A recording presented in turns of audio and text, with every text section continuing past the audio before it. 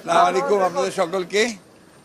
আল্লাহর কাছে অশেষ শুকরিয়া আদায় করছি যে আল্লাহর তাআলার অশেষ রহমতে আমাদের দেশের গণতন্ত্রের আপসীর নেত্রী, জনগণের সবচাইতে আদরের নেত্রী, যিনি স্বাধীনতা, সার্বভৌমত্ব, গণতন্ত্রের প্রশ্নে আপসীন, তিনি তার চিকিৎসার জন্যে আগামী 7 তারিখে তিনি সম্ভবত রাতে তিনি লন্ডনের উদ্দেশ্যে যাত্রা করবেন তার চিকিৎসার জন্যে।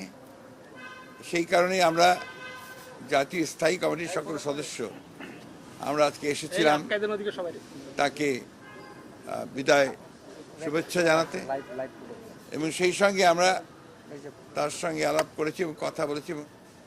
পরম করুণাময় আল্লাহ তাআলার কাছে এই দোয়া চেয়েছি আমরা যে আল্লাহ তাআলা তাকে যেন সম্পূর্ণ সুস্থ করে আবার আমাদের মাঝে, দেশের মানুষের মাঝে ফিরে নিয়ে আসেন, এবং আমাদের যে গণতন্ত্রের জন্য যে আমাদের সংগ্রাম চলছে সেই সংগ্রামে তিনি নেতৃত্ব দেন এবং সেই সংগ্রামকে সফল করেন।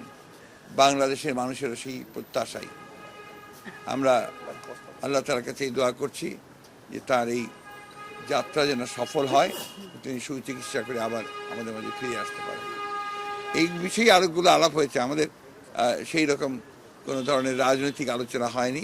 আমরা সবাই তিনি যেন সুস্থভাবে যেতে পারেন এবং ফিরে আসতে পারেন সেই কামনা করেছি। ধন্যবাদ আপনাদের।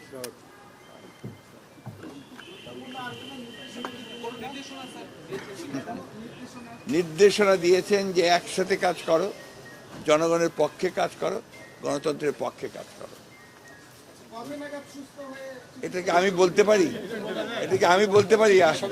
কি বলবো বলেন, চিকিৎসকরা বলবেন। আমরা আশা করি যে খুব শীঘ্রই তিনি চিকিৎসা শেষে ফিরে আসবেন।